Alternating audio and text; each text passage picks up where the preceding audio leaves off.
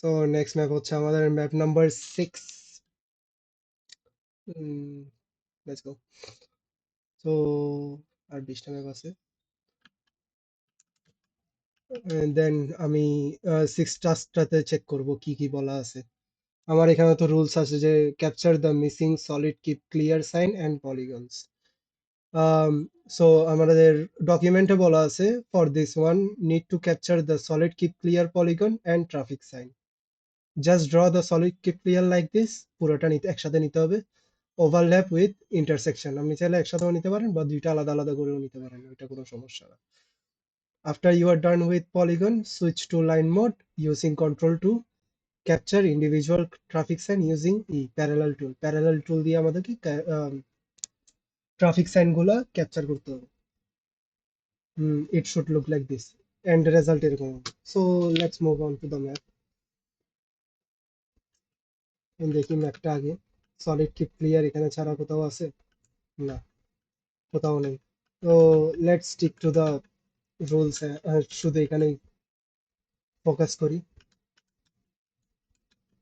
আমি যদি পুরাটা একসাথে নিতে চাই দেন আমার একটা সমস্যা হবে যে লাইন টাইনের উপর এসে যাবে, ওইটা একটু প্যারা আছে।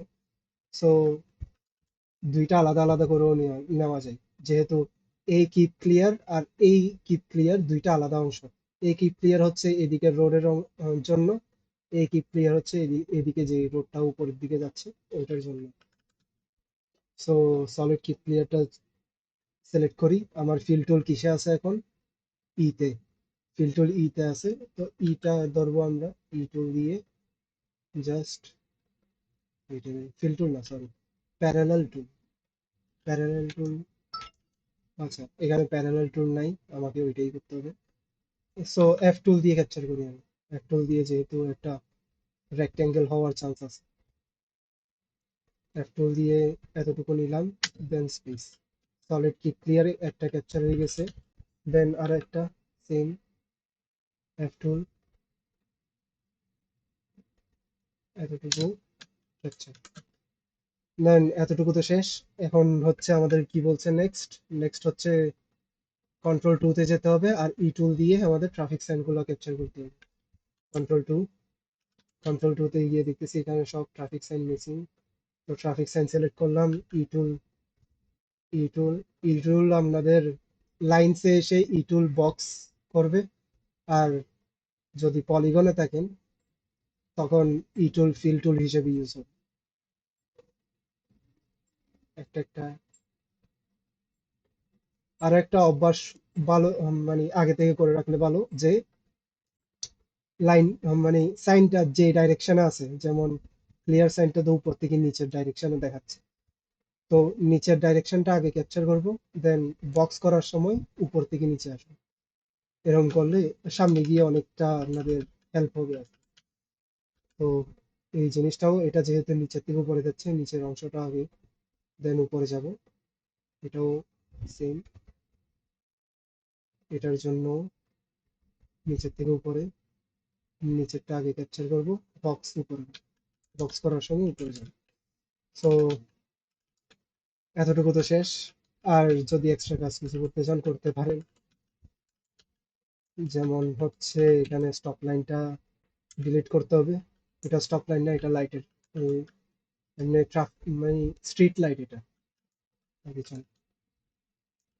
তারপর আর কোনো ফেক কিছু আছে ডিলিট করার? ফেক কিছু দেখতেছি না।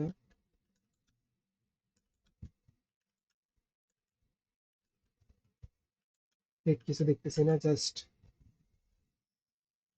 এখানে জেড টুল দিয়ে একটু লাইনটা আগাই দিই। এখন পর্যন্ত এটা ডিলিট করে দিই। এখানে কোনো রিজিয়াল লাইন নাই। এই রিজিয়াল লাইনটাও এতে থেকে।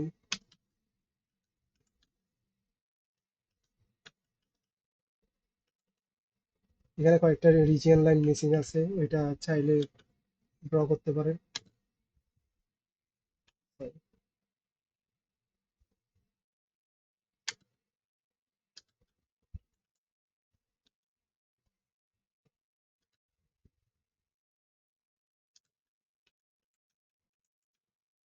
রিজিয়ন লাইন খুব অ্যাকুরেট হবে বলে কথা নেই, যেভাবে পারেন এটা ডিলিট করি, কারণ এখানে কোনো লাইন নাই, তারপরে লাইন দিয়ে রাখছে।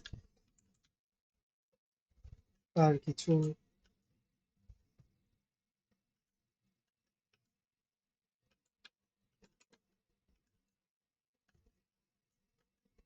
আর কিছু তেমন দেখতেছি না।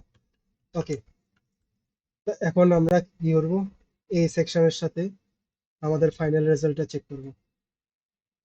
ফাইনাল রেজাল্টের জন্য আমি কন্ট্রোল ওয়ানে যাই, কন্ট্রোল ওয়ানে গিয়ে এই লাইনটা অন করে দিই, তখন লাইনের জিনিসপত্র দেখা যাবে আর পলিগনের জিনিসপত্র দেখা যাবে।